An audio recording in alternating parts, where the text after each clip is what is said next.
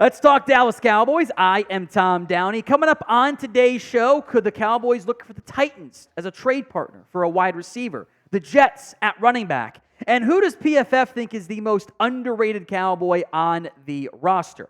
Let's begin with, there were some of those just like almost AI accounts that are like, oh, the Cowboys are trading for DeAndre Hopkins. Not true. Original source origin was Inside the Star suggested the Cowboys could swing a trade for one of the Titans' wide receivers. They mentioned Hopkins. That got spun into clickbait ridiculousness.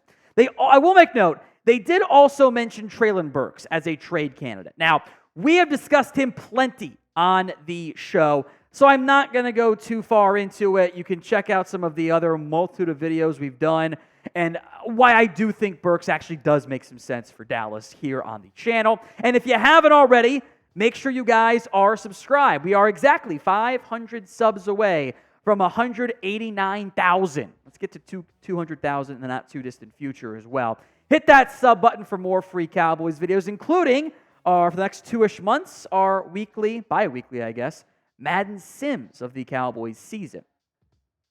Now back to Hopkins here. He had a very good season in Tennessee.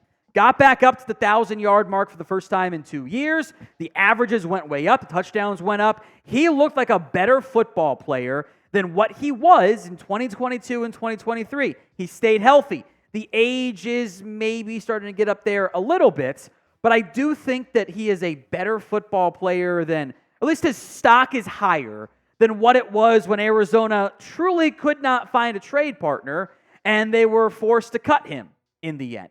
So this was the trade idea from Inside the Star. And I do appreciate the overall article angle of like, this team's got receiver depth, let's explore it.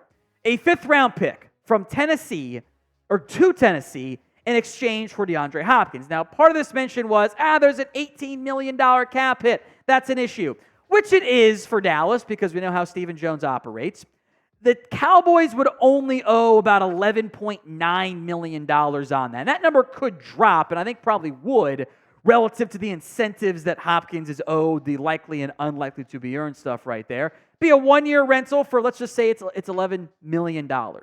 If the Cowboys wanted to, they could make that work.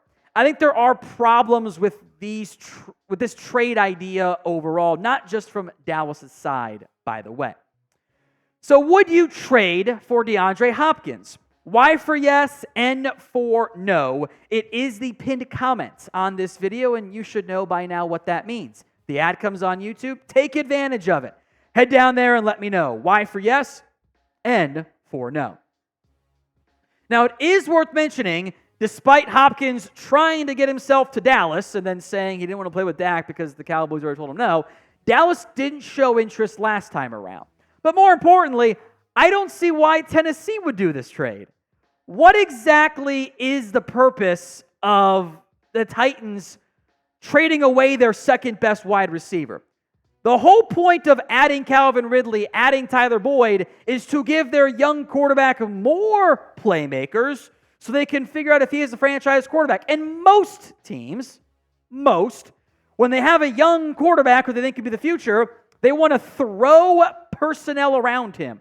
Receivers, offensive linemen to say, okay, let's see if he can be the guy. And then down the line, maybe they pull back on an asset, like the Bills did with Stephon Diggs, right? They go out and get Stephon Diggs, help Allen develop, then they move on from Diggs later on and say, okay, Josh, you got helped out last time, now you have to help out more.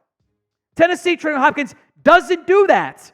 They're the number one organizational philosophy right now for Tennessee is to figure out if Will Levis is the guy. Like, that is what they have to do. Trading away Hopkins is the opposite of helping them figure that out. So I have a lot of doubts Tennessee would have any interest in doing that. Now, there is wide receiver depth on this roster. They've got Tyler Boyd, by the way, on the team as well. Here's another trade idea from Inside the Star. This one might be more doable. Nick Westbrook Ikhine, who, is receiver 5 or 6 probably, if Burks makes the team, if Boyd makes the team, if Ridley and Hopkins all make the team. 7th-round pick. Now, of note, Cowboys have no 7th-round pick because as part of the get a 3rd from Detroit, they send a future 7, which is like, whatever, who cares? So there's no actual 7th-round pick to give up to acquire NWI. Maybe they meant 2026 7th-round pick. That's not exactly a big return on your investment. My problem here is, how does that really help me? At his best, Nick Westbrook Ikhine has been like, Jalen Tolbert probably this year, right? So like for me, the Cowboys don't need a wide receiver. They need a good wide receiver, or at least someone with upside. We know what NWI is. He's a good receiver 4. I've got receiver 4s. I've got receiver 5s. I don't need depth. I need impact. So for me with Tennessee, from a realistic perspective, you don't have to trade him for me if you don't want to. I think Burks is the only one that makes sense for Dallas, though, that's realistically available. Today's Cowboys Report is made possible by Prize Picks. Prize Picks is daily fantasy made easy. You're picking 2 to 6 player stat projections, more than or less than on those stat projections. I always advise the flex play as well. That way, if you get one wrong, you get 2 out of 3 right, 3 out of 4 right, you still win. You still win your Prize Picks slate. That doesn't necessarily mean that it's the same payout. In fact, it is a smaller payout, but you just got to get more right in the end. Save my bacon in the NFL regular season, and has been super helpful in the NBA postseason for me as well. So with the NBA conference finals set to resume on Tuesday, here is my Prize Picks. I got Jason Tatum more than points, boards, and assists. I think it's going to be a prime Tatum game. I am going to go Kyrie Irving less than against Minnesota, mostly because I thought Minnesota's defense was awesome against the Nuggets. I'm a bit worried about that. I'll also go less than Al Horford, 19.5 points, boards, and assists. I think Miles Turner will give him some issues, especially with no Kristaps Porzingis. Prime means more volume for Horford, but I don't like that matchup all that much. So go to prizepicks.com/CLNS and use code CLNS for a first deposit match up to $100. Link will be in the comment section and the description of today's show. Let's move to Sam Williams, as PFF calling the soon-to-be third-year edge rusher. I guess he is a third-year edge rusher. Anyway, the most underrated player on the Cowboys roster for 2024. PFF saying, quote, Williams continued to flash potential in his second season as a situational pass rusher for the Cowboys. He generated pressure on 14.1% of his pass plays during the regular season, which ranked 36th among edge defenders in the NFL. His PFF pass rushing grade also ranked 41st at the position in 2023. So on one hand, I do get where PFF is coming from.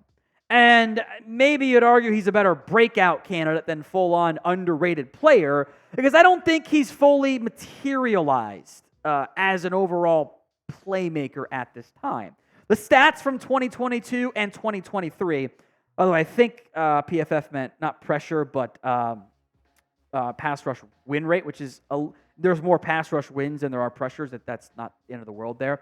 But his pressure rate dropped last year. TFL's dropped last year. And the big issue for me with Sam Williams, the penalties went up. That is not going to be okay under Mike Zimmer. I would argue that Sam Williams is both a prime breakout player and also one of the biggest make-or-break players this season. Because Sam Williams got to do some maturing. And if anyone can make the most out of him, it's probably Mike Zimmer. So back to the initial topic at hand. Who do you think is the most underrated Cowboys player? Is it Sam Williams? Is it somebody else? Drop that player name for me in the comments section. My first question is, does someone like Jake Ferguson count here?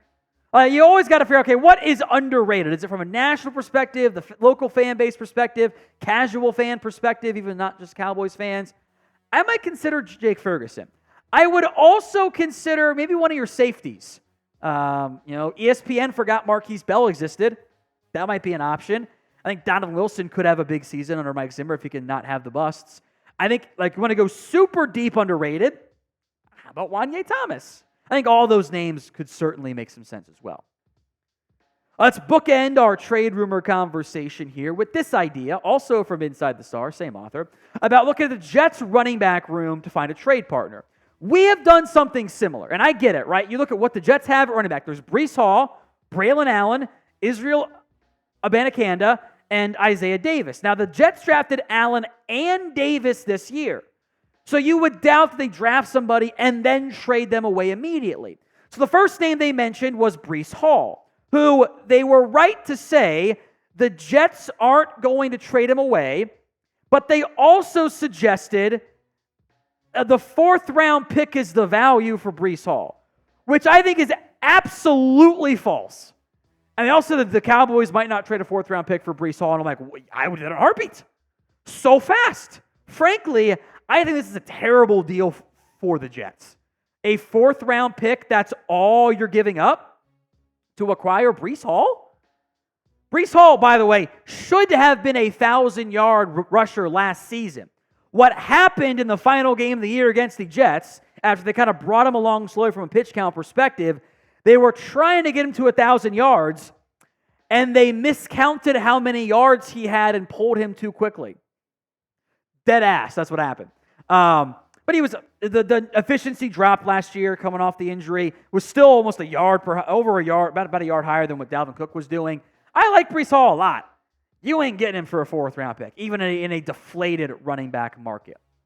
So will the Cowboys trade for a running back? 1 for yes, 0 for no. Go ahead and sound off in the comments section. Now, if we take Breece Hall, Braylon Allen, Isaiah Davis off the list, the obvious target here, and this is what the article actually landed on too, is Israel Abanikanda out of Pitt, the second-year player. Now, he barely played in 2023, and it's such a small sample size in moments that aren't super valuable, relative to, like high-quality reps. You can't really read too much into that.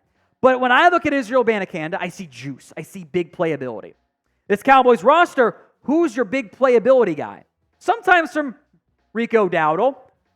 Maybe Deuce Vaughn could be that guy this year. But Zeke's not a big play guy. Royce Freeman isn't really a big play guy. Snoop Connor's not. Malik Davis isn't.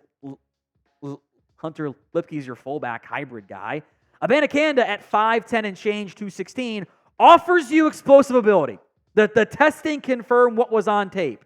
4.45 speed at 216 with 41-inch vert is awesome. He is a big play guy. And by the way, I was higher on him than most coming out. I think I had a 3rd/4th round grade. I don't remember exactly what it was. But he was above Deuce Vaughn for me. So if I can get him for a 5th or a 6th round pick, hell yeah, bring him in. I would love that trade for Dallas.